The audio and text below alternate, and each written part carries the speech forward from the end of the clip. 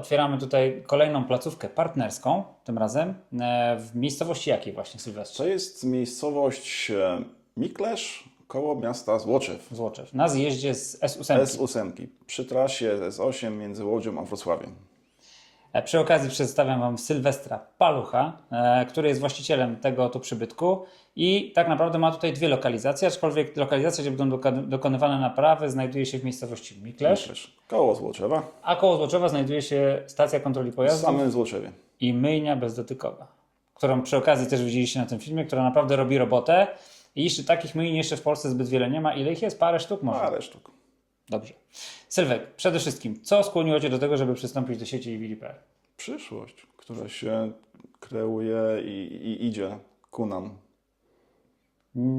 Bo tak naprawdę z tego, co zrozumiałem, Ty już masz jakieś doświadczenie z samochodami elektrycznymi. To nie jest tak, że to jest gdzieś tam z Księżyca. Nie jest to z Księżyca. Jakieś samochody elektryczne się pojawiają, jakieś obsługa typu jakieś tam pukanie, stukanie, geometria, jakaś klimatyzacja, serwis opon. To już u nas było, tak? To nie jest tak, że jesteśmy zupełnie bez wiedzy w tym temacie. Właśnie, jak daleko od Łodzi jesteście? Od Łodzi jesteśmy 40 minut, 70-80 km. A od Wrocławia? Godzinę 20. Okej, czyli jesteście tak prawie, że po środku Prawie, pomiędzy że po Łodzią. środku, tak. No, jak się przyciśnie, to się nawet szybciej dojedzie, wiadomo. Ale to takie A to wtedy zużycie energii elektrycznej wam bardzo wzrośnie. rośnie. Tak. Dobrze, planujesz tutaj też, jeżeli dobrze zrozumiałem, przynajmniej w tej lokalizacji w Złoczewie, masz taki daleko idący plan otworzenia stacji ładowania? Mam miejsce, w którym się bardzo fajnie zmieści stacja ładowania w dobrej lokalizacji, niecały kilometr od zjazdu, więc miejsce jest fajne, perspektywiczne. Może to być nawet i w przyszłości stacja ładowania. Jakiś Niech taki plan UDT daleko. Ci sprzyja. Mam z nimi doświadczenia, jeżeli chodzi o podnośniki, także Właśnie, powiedz, iloma podnośnikami dysponujesz? Ja naliczyłem 6 tutaj, i dobrze liczyłeś. tak? Dobrze liczyłeś. Czyli cztery dwukolumnowe i dwa takie te nożycowe. 3 są dwukolumnowe, 2 takie podłogowe, nożycowe i 1 taka poduszka na serwis ogumienia.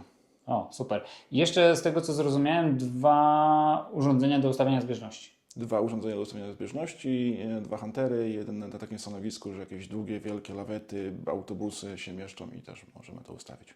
Super, no to tak naprawdę jeżeli chodzi o takie naprawy samochodów elektrycznych bieżące, które w zasadzie stanowią największą część napraw, no bo jak pamiętasz zresztą nasze szkolenie, które żeśmy przeprowadzali w Boschu, statystyka, którą my dysponujemy, mówi, że samochody elektryczne w większości psują się w tych najprostszych rzeczach. Właśnie zawieszenia, właśnie hamulce, właśnie opony, które no tutaj stanowią bardzo dużą część tego całego jakby tej całej otoczki związanej z samochodami elektrycznymi.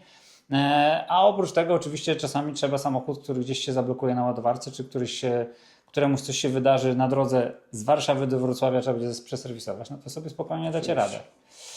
Wybieracie się do nas na szkolenie Tak, ekipą trójosobową, jeżeli dobrze zrozumiałem. trójosobową. I tam będziesz ty i... Będę ja, będzie mój najbardziej doświadczony mechanik i mój syn, który mam nadzieję wniesie jakiś świeży powiew w firmę. Czyli będzie... Z racji wykształcenia elektronicznego, samochodowego, O, wydaje mi się, że tutaj się wpasuje dość dobrze. super, to chętnie go poznamy, bo go tutaj dzisiaj z nami nie ma. Dzisiaj go nie ma. Na razie jest w świecie, nabywa doświadczenia. A to jestem bardzo ciekaw i chętnie go poznamy. No bo jak wiecie, w młodszym pokoleniu znaleźć kogoś, kto jest zainteresowany czymkolwiek, a dodatkowo jeszcze pracuje, to jest ciężka sprawa. Także liczymy, że w tym wypadku zostaniemy pozytywnie zaskoczeni. No, wiedzę ma naprawdę dużą i wydaje mi się, że może Dobrze. tutaj być. Sylwek, myślę, że w samochodach elektrycznych to dużo więcej nie jesteśmy w stanie powiedzieć, ale tak naprawdę z tym miejscem nie wiąże się tylko przyszłość, ale też są tu jakieś korzenie. To nie jest firma, która powstała wczoraj. Nie.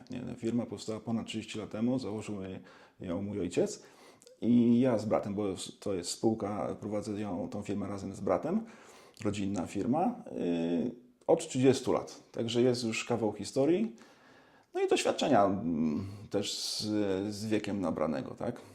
No, przy okazji widziałem też, że macie ta pasja motoryzacyjna, ona nie jest taka jakby wąska, no bo widziałem też klasyczną Warszawę odrestaurowaną. Warszawa odrestaurowana, Jakieś inne samochody? duży Fiat.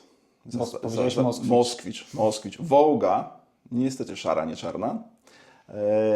Fiat duży, także i kilka motocykli. Okej, a z motocykli coś byś wymienił tutaj ciekawego? Jawa, Jawa 350? Nie, 125, 127, MZ-ka, Trofik, taki jak policja jeździła na nim, także restaurowano. To był bardzo, bardzo poszukiwany motocykl w czasach naszej młodości. Kiedy się... Oprócz Tenera 650 oczywiście, ale to zależy, gdzie kto mieszkał. Tak. Okej, teraz wiemy już, że masz tutaj dosyć głębokie korzenie, że jesteś tu już dosyć długo, masz bardzo fajne lokalizacje, myślisz bardzo mocno o przyszłości, chcesz zainwestować w samochody elektryczne i to bardzo cieszy. Jesteś też częścią grupy Bosch. To jest nie bez znaczenia, no bo to też stanowi o twojej sile, o twoim potencjale i o twoim zapleczu. Tak. A Bosch to nie jest byle jakie zaplecze. Nie byle jakie zaplecze. Wstąpiliśmy do sieci w 2017 roku. No i to pozwoliło nam podnieść mocno standardy jakości obsługi, napraw i wizualizacji. No całego wygląda to bardzo dobrze. To chciałem Wam od razu powiedzieć, że ja odwiedzam bardzo dużo warsztatów. Natomiast sieć Bosch przyciąga mnie właśnie tym, że ma taki mocny standard, że jest mocne nastawienie na to, żeby była ta strefa dla klienta, żeby była zewnętrzna wizualizacja, żeby to wszystko miało jakąś organizację i porządek.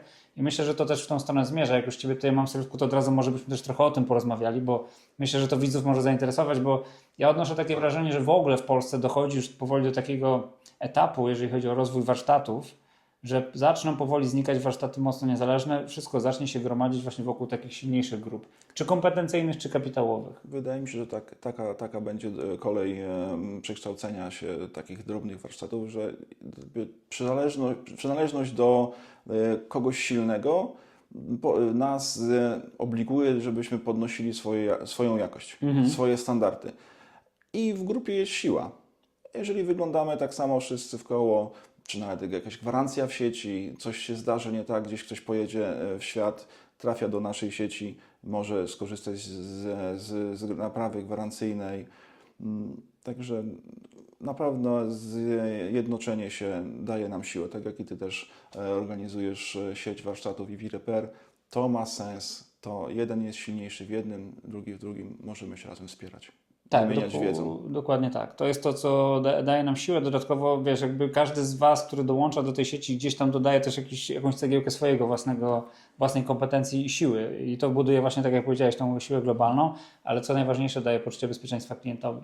Tak.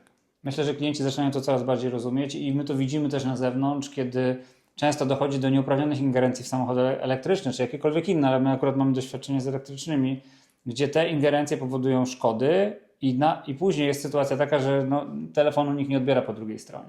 Niestety. Nie ma tej odpowiedzialności, nie ma tej siły kapitałowej, żeby po prostu stanąć z otwartą przyłbicą, powiedzieć tak, zepsułem, tutaj ponosimy odpowiedzialność. Zawsze, jeżeli się zdarzą jakieś reklamacje, czy staramy się podejść do tego indywidualnie i zrobić tak, żeby klient był zadowolony. To jest też naszą filozofią. Oczywiście wszystko robimy w granicach przepisów i zdrowego rozsądku. Nie ukrywam, że zdarzały się też nadużycia ze strony klientów, czyli na przykład, nie wiem, klient po jakimś terminie za każdym razem przyjeżdżał z tarczami hamulcowymi na gwarancji. I mimo to podeszliśmy do tego oczywiście profesjonalnie i staraliśmy się klientowi pomóc, natomiast producent po prostu już był wyczulony na tą sytuację i odrzucił. Ale w większości przypadków są to uzasadnione sprawy i my każdorazowo reklamujemy. Mało tego, ponosimy koszty związane z wymianą, no bo za wymianę nikt w Polsce na razie jeszcze nie zwraca. To bardzo rzadkie przypadki, że są uznane koszty dodatkowe takiego montażu. A wyobraź sobie, tak podrzucę Ci przy okazji, że na przykład w Danii, w Chinach lub w naszym warsztacie partnerskim i w ogóle w Danii panuje taka sytuacja, że jeżeli jest gwarancja uznana na część, to automatycznie zwracają Ci koszty naprawy. To powinien być standard. Tylko z tym, że oczywiście koszty części, no bo też żeśmy sobie porównywali, koszty części są na tym rynku wyższe. One ewidentnie tam jest dodana. Jest to wliczone po prostu w ryzyko działalności. Tak? Ale wydaje mi się, że to też powinno iść w tą stronę, bo patrząc na to, jak się to dzieje w samochodach elektrycznych, gdzie wiesz, rynek pędzi do przodu, gdzie te samochody się bardzo zmieniają i producenci, nawet aftermarketowi, oni nie są w stanie nawet tych części przetestować bardzo często. Testowani jesteśmy testerami tego, tak? Tak.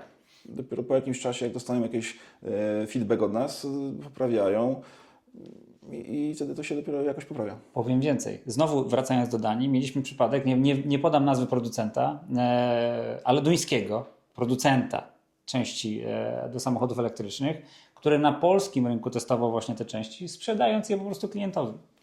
wiedząc, że w Polsce podejście do jakby wymian gwarancyjnych idzie w tą stronę, że tylko ponosimy koszt części, więc staliśmy się darmowym królikiem doświadczalnym. Także myślę, że to, że zmienia się rynek warsztatowy, że on się konsoliduje, też będzie szło w tą stronę, że grupy warsztatowe będą wymagać na producentach spełnienia warunków takich jak w zachodniej Europie. Będziemy silni grupą. Tak jest. No i Bosch oczywiście jest potęgą. Ja się bardzo cieszę, że przystąpiłeś do nas tak, oczywiście nie odchodzi kolega z grupy Bosch, tylko jakby my dochodzimy do grona firm, z którymi Sylwester współpracuje, ale z drugiej strony no fajnie, że dołączasz do nas z takiej grupy, że masz doświadczenie pracy w grupie, dzielenia się wiedzą i z drugiej strony masz te standardy, które wymaga Bosch. A Was zapraszamy, żebyście przyjechali tutaj właśnie do Złoczewa. Przy okazji, jak będziecie jechać z Wrocławia do Warszawy, z Warszawy do Wrocławia, bo warto przynajmniej umyć samochód. A jak nie, to zmienić opony, czy naprawić usterki, czy zrobić chociaż ten cholerny przegląd w Waszej Tesli.